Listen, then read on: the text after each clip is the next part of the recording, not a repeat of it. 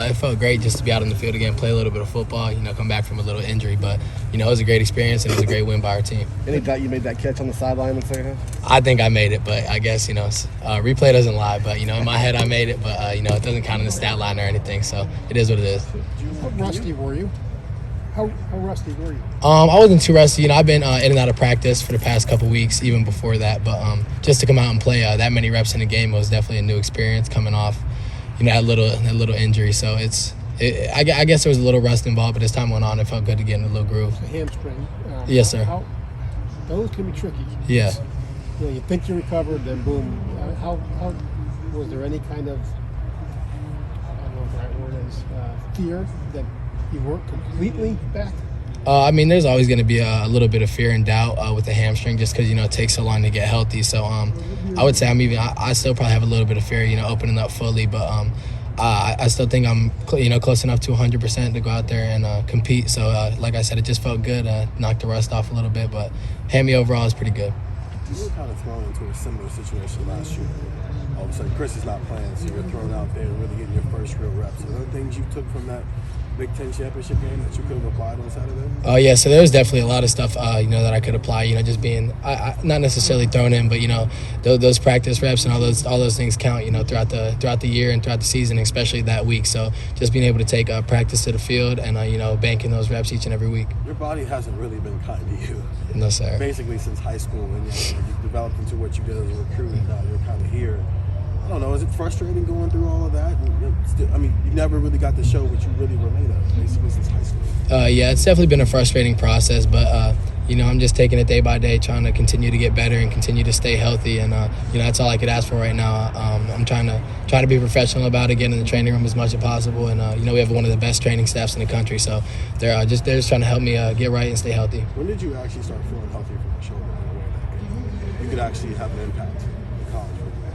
From the shoulder, I would say my shoulder was almost around 100% even at the start of the season and in camp, and I was cleared, a little while before that. So just throughout that time, just, building back confidence in it and that range of motion, that was probably the only thing that just take a little bit of time. Was that a catch? I think it was a catch, but like I said, they didn't call it a catch. It is what it is, but I'm going to count that one in my head. I'm sorry if they asked you that. It looked like you got the foot down. I wondered if you guys had film study on Sunday and what Coach Hart thought? Yeah, Coach Hart thought it was a catch. I thought it was a catch. I saw a couple angles of it, and it looked like a catch. But like I said, refs make mistakes. People are people, and, just on to the next. So do you get credit for it in the room? Or we haven't really talked about it that much since. We're kind of we're on to Purdue right now, so that's kind of the talk around. How does Garrett look this week?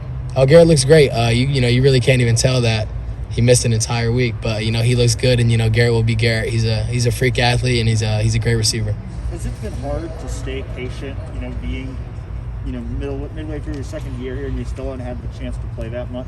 Yeah, it's definitely hard to be patient, and there's obstacles and stuff that you have to overcome in that time, but just being behind such great guys and such great people that I came in with, and the classes ahead of me, it's been a great learning experience, and I'm just going to take a lot of stuff from them into the future. What are the biggest things you feel like you're learning from being with Chris and being with Garrett? Man, there's so many, I don't even know what to name, but patience is a big one because I'm not a very patient person. And just coming in and being patient, and just to be a route technician and operate at a high level and operate like a pro just as they do.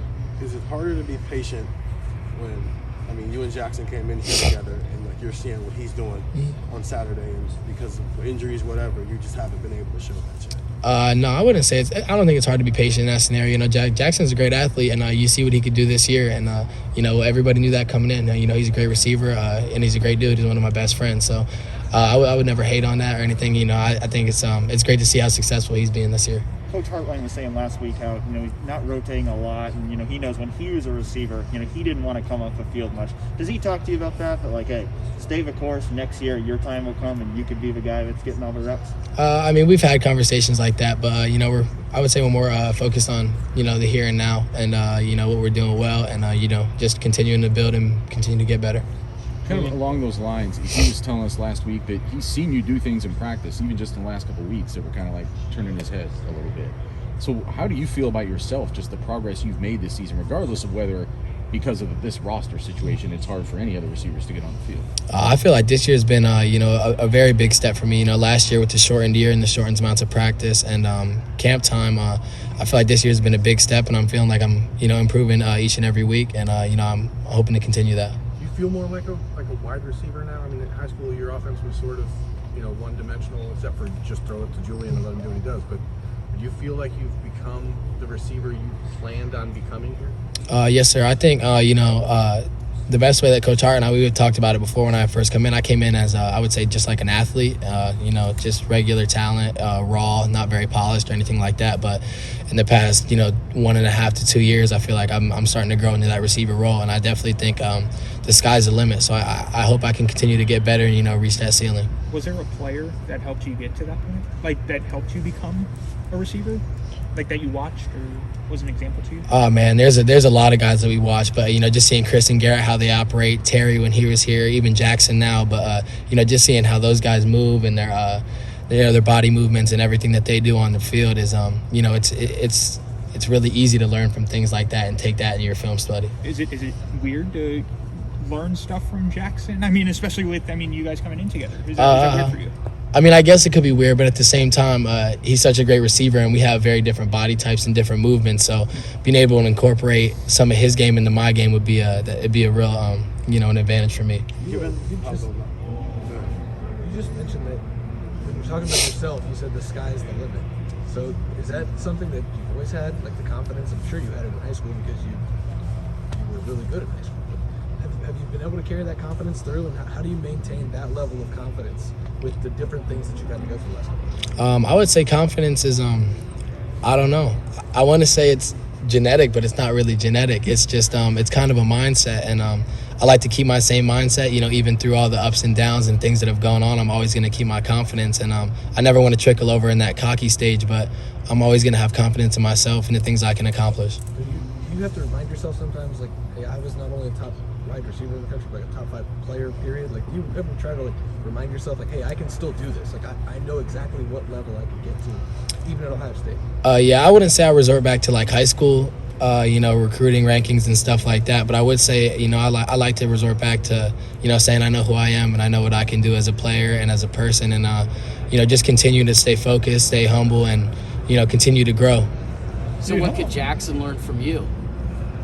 That's a good question. I never really thought about it. Like I said, we do play very different. I'm more of a bigger kind of run through you kind of person. He's real shifty and agile. So, I guess they are two very completely different things. I don't know exactly what he could learn from me, but I learned a lot from him. Who's faster? Who's faster? Yeah. And how far? 40. You're not going 75 yards every time. I think I'll get him in a 40. And also, but given how the last 2 years have gone, and how you and Hartline talked during recruiting about how this might go for you, do you still feel like you're on schedule and developing the way that you wanted to develop here, even if you had setbacks that weren't necessarily on the field all the time? Yeah, I would say the setbacks did set me back a little bit, but at the same time, I do feel like I'm coming to be what I was supposed to be here, and like I said earlier, I feel like I could just continue to get better week in and week out, and I'm hoping to continue to do that. For a high-profile player like you, though, when you come here, how much do you hear from back home? Like, hey, what's taking so long?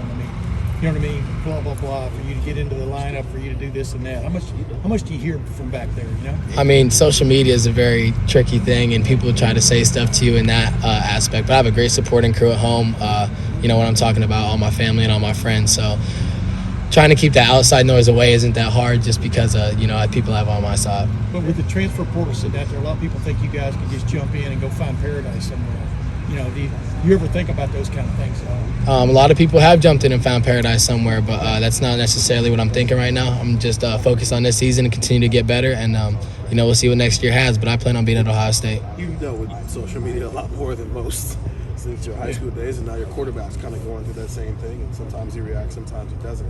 Can you help him? Are you able to help him through some of that? Oh, yeah, I definitely can.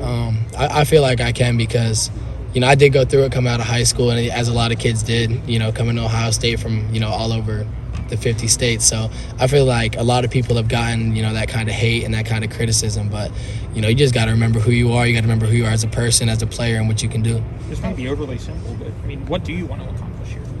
I want to be a first-round draft pick. I want to, be in the line for the Blitnikoff. I just want to be great.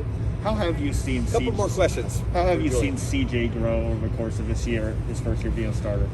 Oh, I mean, I saw the potential in CJ from high school. I was one of the first people that I almost got him his offer here. We had a big part in him coming here, and we played at 7-on-7 at the opening, and I was like, wow, this guy's crazy. He's making crazy throws, and just seeing what he did last year, and then in practice, and then coming into this year and see what he's doing in the season, I'm not surprised. Like you said, he is growing, but he's growing into be a star quarterback.